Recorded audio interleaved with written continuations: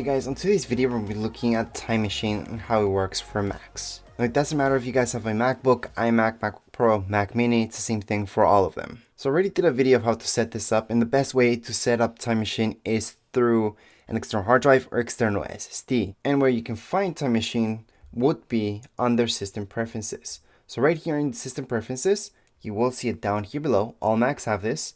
Going to Time Machine. So under Time Machine, we do have several options. Once you have set it up, again, I did a video how to set this up. We're just going to talk about just how it works a little bit in this video, just explain what you should do. So the first thing you should have on is backup automatically.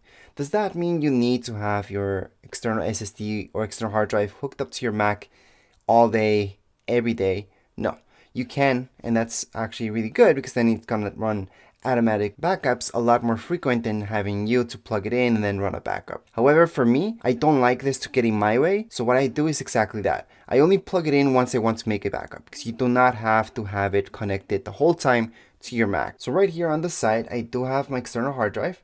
I have it set up into 3 parts. That doesn't really matter. Here is my Time Machine, and it does have this icon. It's not a big deal if you guys never got this icon on it. It's still gonna work. So what your Time Machine's gonna do is back up your entire Mac. That means the apps, photos, documents, everything within your Mac, which includes the Mac OS. Now if you want to exclude anything from the backup, we can just go into options down here below. On the bottom right hand side, we're gonna see options. Once we click on options, these are the things that are excluded from backing up. So we do have these guys right here. However, we could include them. So if you want to back up, let's say, another external hard drive within our Time Machine, we could just take this one out of here, and that way it's gonna back up. But right now, whatever's under this list will not be backed up. So if you do want information from a USB drive or something like that to be backed up on your Time Machine, you can do that. Just go into here and make sure it's not here in the list. You can always press on the minus sign or add anything that you would like not to be backed up on your Time Machine. And for that, just tap on the plus sign down here below. Anyways, besides having that backup with your entire Mac OS, so let's say you move on from this Mac to another Mac and you want to transfer everything over, yes, you would use Time Machine. Again, I do have a separate video showing you exactly how to do that, and it's very, very easy. It's also good to know if you maybe did an update on your Mac and you saw that everything turned out really slow or something glitchy is really happening. Well, lucky for you, as I mentioned before, this does back up your entire Mac OS, which means we can always go back in time when it was working from before. So we could restore your Mac to a date before you did the update. So that way it's gonna work again. However, the good thing about Time Machine is that you can also get files back. So let's say I deleted a file a few days ago and I can't find it anywhere. So I can always go back in time, and if I know that file was maybe my desktop or my documents, I can find it pretty fast. So let's go and show you how that happens. So before I close this up, just to show you, just also make sure down here below to have this check mark on. That way you can show Time Machine in the menu bar. So that's going to be on the top right hand side of your screen of your Mac. For now, I'm just going to close this up. And if I look at the top right hand side of my screen, I'm going to see this clock type of icon. So if I click right there, I'm going to see my latest backup. I can also back it up manually. I can enter Time Machine, or I can go ahead and open Time Machine in Preferences. Right now, we are gonna give an example of getting a file back from Time Machine. So let's go in and enter Time Machine. So right now that I click there, it's entering Time Machine. It's going to go through all my backups. Now I don't do backups daily, although I should. I usually forget. Sometimes I just don't. That's why for some of you it might be a good thing to have Time Machine always running and have it always hooked up to your computer. However, I don't, so that's why I don't have a daily one. So right now I am in my desktop view, and these are the files that have been in my desktop today. I can also go back. If you guys take a look at the right hand side, you will see a bunch of dates. So I can actually go back quite a bit and see what was my desktop back in January 6th, for example. And I can even go further back. Let's say I want to go all the way back to October 2020. I can go back there and see what was there and maybe get those files back. For now, let's just click on November 14, 2020. Just as an example, I'm going to click right there, and it's going to run me back all the way to what files were there. So right now you guys could see my desktop. So that's show me desktop.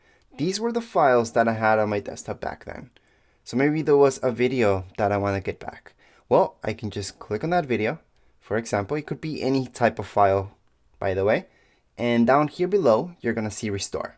So we can get that file back. Even if this video was actually fully deleted, which it was. You went to my garbage bin and then it was completely gone. So that's why I can't find it anywhere on my computer. However, there was backup done in Time Machine. So let's click on restore. And what will this do? Well, it's going to take me back to my current desktop. It's going to exit Time Machine. It's going to transfer that file right now from my desktop back then to the desktop that I have right now. So it's just bringing that file back. So that's another really good feature about Time Machine. You can always get those files back. So here it is. Here's my file. It just went back to my desktop. Again, this is my desktop view folder right here. I can see that was created in 2020 because this is set up like that. And I can see it right here on my desktop, obviously, because that's where I'm getting it from. So that's just an example of what Time Machine can do for you. Now remember, the way that Time Machine works is that it will take a snapshot of your entire Mac, it will make that backup. However, if it's running out of space, almost full, it will take the oldest backup that it has, it will delete that one, and then it's going to keep going with the backups. So what does that mean? That eventually your oldest backup will get deleted. So only use Time Machine as exactly that, a backup, not just to hold files. If you want to hold files forever, always create a partition. So right here, I have other external hard drives. So this one right here is a backup. If I open that up, I can just drag and drop files into there and they're just gonna stay there. That's a manual backup. That's using it like a USB stick. I can just drop files in there. They're gonna stay there forever. There's no automatic backup that's gonna happen. So again, if you just wanna keep files forever, you don't want them to ever be deleted automatically because that's the oldest backup, for example, like Time Machine works, then you would need to just set it up like a normal USB drive where you just drop and drag files into that external hard drive, external SSD, or USB drive. But if you want a good backup of your entire Mac, that means all your apps, your Mac OS, everything, then Time Machine's the guy for you because then you can transfer all your stuff from your Mac that you have right now into a new Mac. Or if your Mac crashes, you have that backup of your entire Mac as well. However, if you have something like this, just a normal external hard drive, well, then you're just gonna have to drag and drop files into there to back those up. So that's manually backing up files in there.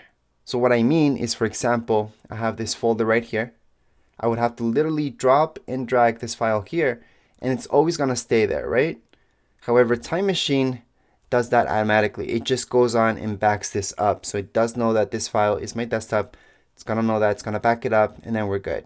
However, later on, if it's getting a little bit full and my oldest backup needs to get deleted, it will automatically delete that backup and it's gonna do a new backup. So I might not be able to recover this file later on if I'm using Time Machine. Again, that's only if I decided to delete this file at any point. Anyways, hopefully that made sense for everybody. If you guys still have any questions, comments, you can write them down here below in the comments area.